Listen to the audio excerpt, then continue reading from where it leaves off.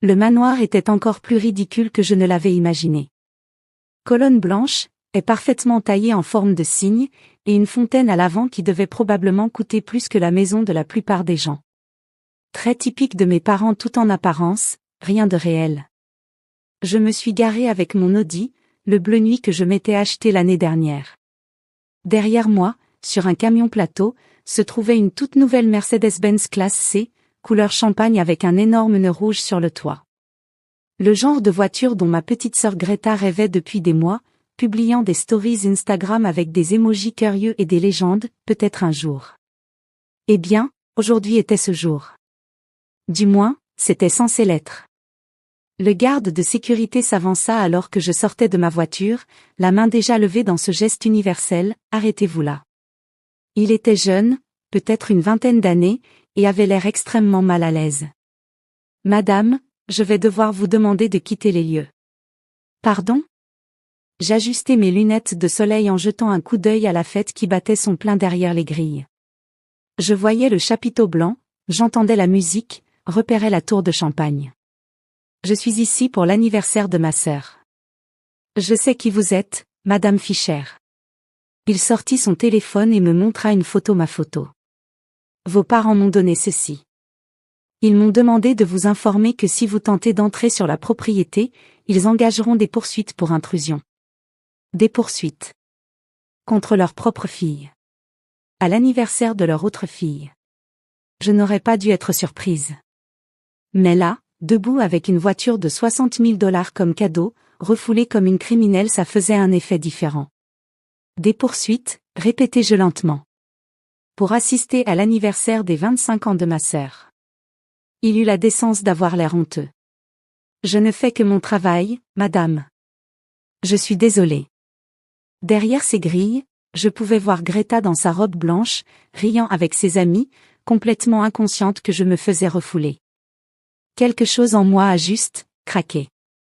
Mais pas de colère. Plutôt une clarté. Comme voir soudainement une photo qui avait été floue toute votre vie. Je souris. Vraiment souris. Vous savez quoi ? Je sortis mon téléphone. C'est parfait. Dites-leur que la Mercedes que j'ai achetée en cadeau ira à quelqu'un qui la mérite vraiment. Ses yeux s'écarquillèrent. La Mercedes ? Celle-là ? Oui. Celle dont Greta rêvait depuis des mois. Commandée sur mesure, payée en totalité, avec même ses initiales brodées sur les appuis-têtes. Je faisais déjà défiler mes contacts. Mais vous avez raison. Elle n'en a pas besoin. Pas quand maman et papa lui achètent tout de toute façon. J'ai trouvé le numéro de Catherine.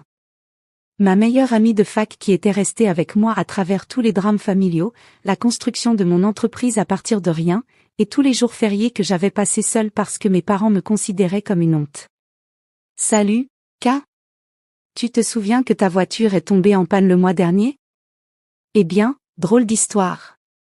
Je suis à la fête de ma sœur enfin, dehors et j'ai une toute nouvelle Mercedes qui n'a soudainement plus de propriétaire. Tu la veux ? Je pouvais entendre Catherine crier au téléphone. Son Honda de 15 ans avait finalement rendu l'âme 3 semaines plus tôt, et elle prenait le bus pour son travail d'infirmière à l'hôpital pour enfants. Je suis sérieuse. Je la fais livrer aujourd'hui. Considère ça comme un merci d'être la sœur que j'ai réellement choisie. Le téléphone du garde se mit à sonner. Il regarda l'écran.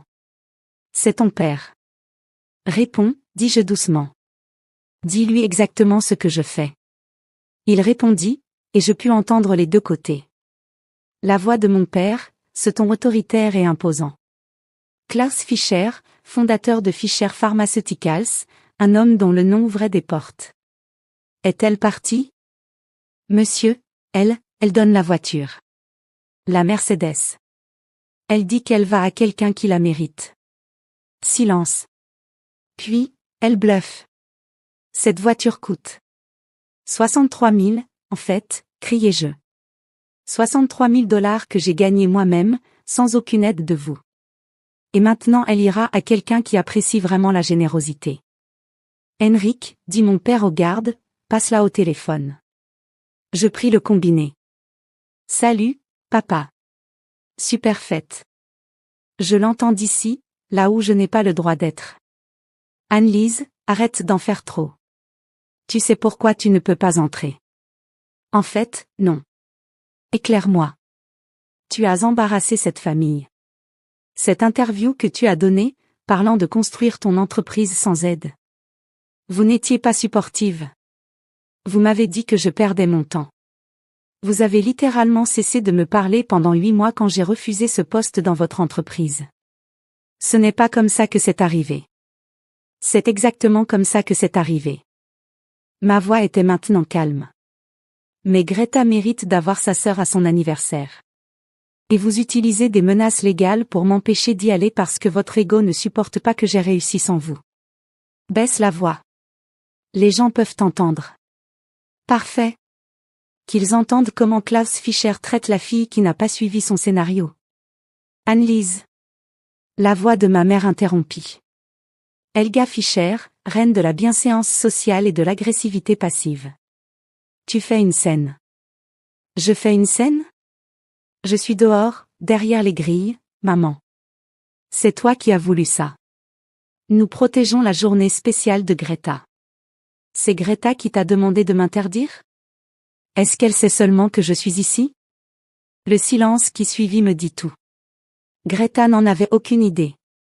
Elle sait que vous ne vous entendez pas très bien, dit ma mère d'un ton précautionneux. On s'entend très bien. On a déjeuné ensemble il y a 2 semaines. Je raccrochai et rendis le téléphone à Henrik. Désolé que tu sois pris au milieu de tout ça, lui dis-je. Ce n'est pas ta faute si ma famille est un désastre. Pour ce que ça vaut, dit-il doucement, j'ai regardé ton interview. Ce podcast sur les affaires. Ce que tu as dit sur le fait de construire à partir de rien, c'était vraiment inspirant. Ma copine essaie de lancer sa propre boulangerie, et après qu'on l'a regardée, elle a quitté son boulot pour s'y consacrer à plein temps. Je sentis ma gorge se serrer. Merci. Ça me touche beaucoup. Je remontai dans ma voiture lorsque mon téléphone se mit à vibrer. Puis encore. Puis encore, jusqu'à ressembler à une crise d'épilepsie. Message de tante Margaret, je viens d'apprendre. C'est inacceptable. Je quitte la fête. Message de mon cousin Stéphane, tes parents sont fous. La moitié de la famille s'en va. Je consultais Instagram. Quelqu'un avait posté une vidéo depuis l'intérieur de la fête. La voix de mon père était parfaitement audible. Elle n'est pas la bienvenue ici. Elle a fait son choix en décidant d'humilier publiquement cette famille avec sa petite histoire de réussite. Les commentaires étaient impitoyables. Imaginez être en colère parce que votre fille réussit. Ambiance famille toxique, bonjour. Puis je vis la story de Greta, postée 2 minutes plus tôt. Je viens d'apprendre que ma sœur n'est pas ici parce que mes parents l'ont interdite. Pour ceux qui se demandent, je n'étais pas au courant. Cette fête est officiellement terminée. Joyeux anniversaire à moi, je suppose. Mon téléphone sonna. Greta. Tu es où? Demanda-t-elle en pleurant. Toujours dehors, devant la grille. J'arrive. Ne pars pas. 3 minutes plus tard, les grilles s'ouvrirent et Greta sortit en courant, toujours dans sa robe blanche, le mascara coulant sur ses joues. Elle se jeta dans mes bras. Je ne savais pas, sanglota-t-elle. Je te le jure, je ne savais pas. Je t'ai envoyé l'adresse, je voulais que tu sois là. Je sais. Ce n'est pas ta faute. Ils m'ont dit que tu ne pouvais pas venir. Que tu voyageais pour le travail. Ils ont probablement bloqué mon numéro sur ton téléphone. Elle se recula, la colère remplaçant les larmes. Tu te moques de moi? Rien ne m'étonne à ce stade. Eh bien, tant pis pour eux. Elle attrapa ma main. Tu viens à ma fête. Nous avons traversé les grilles ensemble, Henrik me lançant un regard encourageant. L'ambiance de la fête avait clairement changé. Tante Margaret s'en allait, suivit d'oncle Friedrich et d'au moins une 12aine d'autres invités. Le visage de ma mère quand elle nous vit valait de l'or. Greta, qu'est-ce que tu... C'est mon anniversaire, l'interrompit Greta, plus assurée que je ne l'avais jamais entendu. Et je veux ma sœur ici. Si ça pose un problème, tout le monde peut partir. Tu es déraisonnable, commença mon père. Non, c'est vous qui l'êtes. Annelise a construit une entreprise à partir de rien. Elle n'a jamais été qu'un soutien pour moi. Et vous l'avez bannie parce que votre ego ne supporte pas qu'elle ait réussi sans votre aide? C'est insensé. Nous essayons de te protéger. De quoi? De la sœur qui m'a appris à faire du vélo parce que vous étiez trop occupé? De celle qui m'a aidé à remplir mes dossiers d'université parce que vous m'avez juste dit de me débrouiller? Je serrai sa main. J'en ai fini, continua Greta. J'ai 25 ans aujourd'hui, et j'en ai fini de faire semblant. Annelise est ma sœur. Elle est plus famille que vous ne l'avez été depuis des années. Elle regarda la fête, le décor extravagant. Je ne veux rien de tout ça. Maman eut l'air giflé. Ne sois pas dramatique. Je suis honnête pour la première fois depuis des années. Greta se tourna vers moi. On s'en va? On va manger une pizza? Tu es sûr? C'est leur fête. La mienne est là où tu es. Nous commencions à partir quand mon père cria, « Si tu pars avec elle, ne compte plus sur notre soutien. » Greta s'arrêta. Elle vivait encore dans leur maison d'amis, dépendait encore d'eux. Mais elle se retourna et sourit. « Tu sais quoi, papa? Je crois que je vais m'en sortir. Après tout, j'ai appris auprès de la meilleure. Annelise a bâti quelque chose à partir de rien. Je saurais bien me débrouiller. » Mon téléphone explosait de notifications. La vidéo devenait virale. L'héritière de Fisher Pharmaceuticals bannie d'un événement familial, était en tendance sur Twitter. Alors que nous sortions, je me tournai vers Henrik.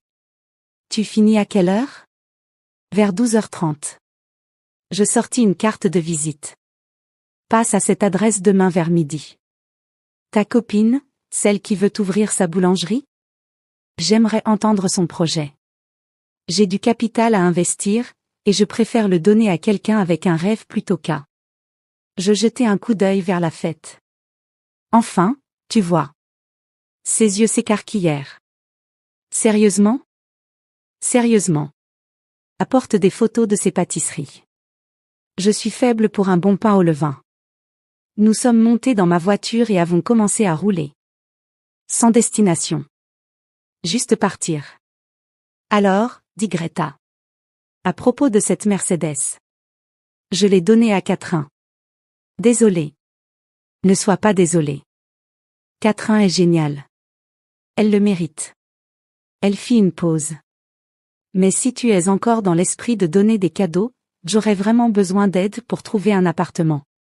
Apparemment, se faire renier coûte cher. Je ris.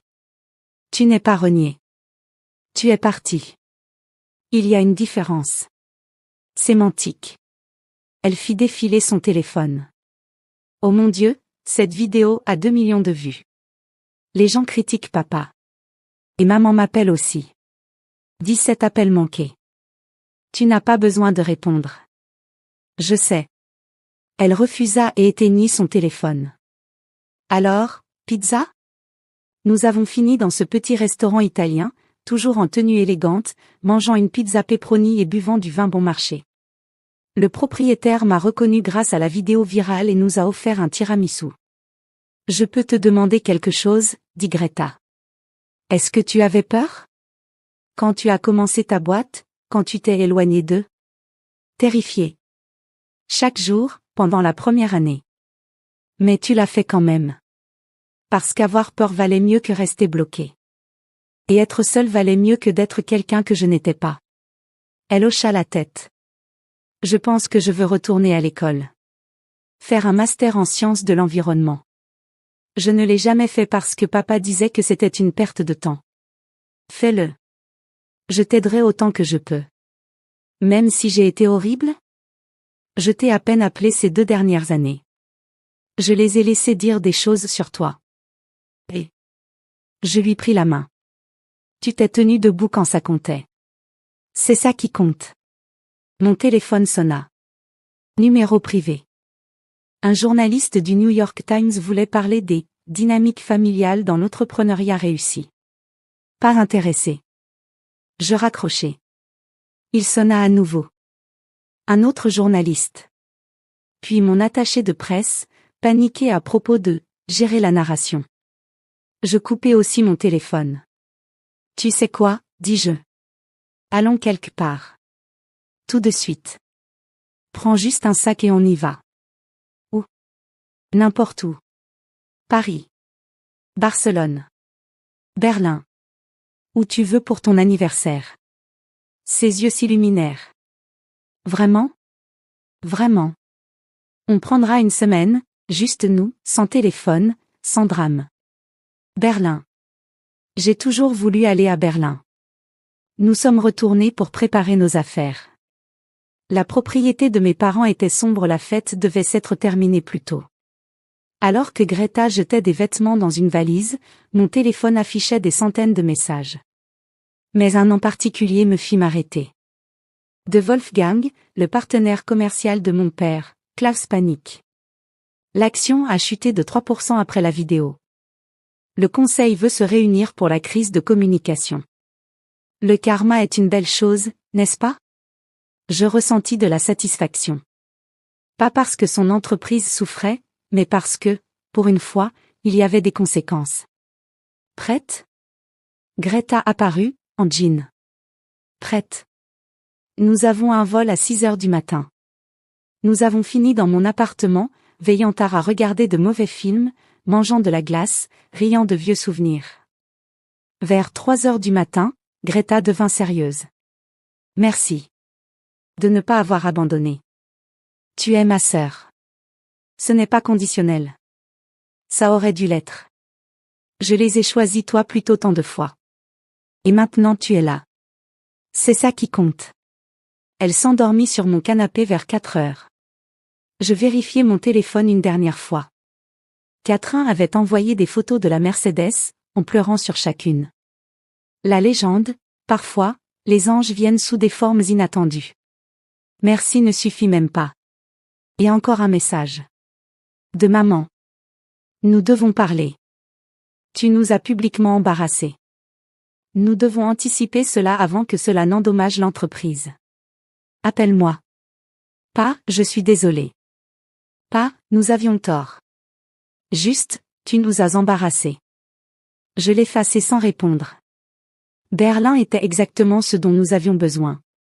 Une semaine de musée, de nourriture, de discussions nocturnes.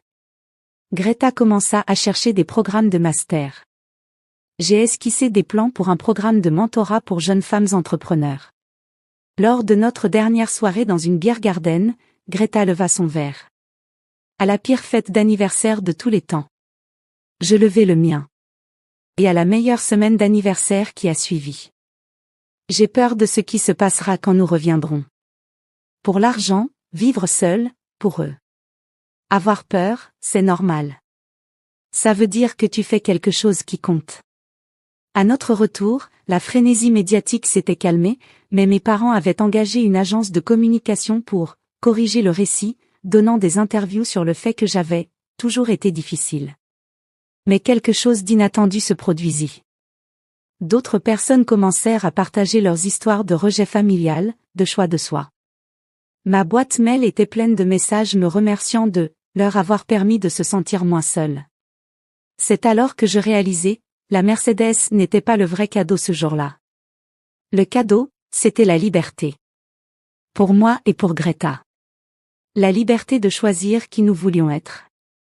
Catherine lança avec moi une fondation pour ce programme de mentorat. La copine de Henrik obtint un financement pour sa boulangerie et nomma son premier pain signature, l'Anne-Lise. Greta s'inscrivit à son master et obtint un emploi dans une ONG environnementale. Et mes parents? Ils ont fini par arrêter d'appeler. Leur entreprise survécut. La vie continua pour eux, simplement sans nous. Parfois, je me demande s'ils le regrettent. Mais la plupart du temps, je ne pense même pas à eux. Parce que voici ce que j'ai appris, parfois, la famille que vous choisissez est plus réelle que celle dans laquelle vous êtes né. Parfois, partir est le geste le plus courageux que l'on puisse faire. Et parfois, le meilleur cadeau n'est pas quelque chose que l'on peut emballer, c'est la permission d'être soi-même, quoi que les autres pensent. Le 26e anniversaire de Greta fut différent. Nous l'avons célébré dans mon appartement avec Catherine, Henrik, Julia et quelques amis proches. Pas de manoir, pas de tour de champagne, pas de garde de sécurité. Juste de la pizza, du vin bon marché et des gens qui se souciaient vraiment de nous. Et vous savez quoi? C'était parfait. Merci d'avoir regardé. Mettez un like si vous avez aimé cette histoire, n'oubliez pas de vous abonner si ce n'est pas déjà fait, et cliquez sur la carte ci-dessus pour voir d'autres histoires comme celle-ci. À la prochaine.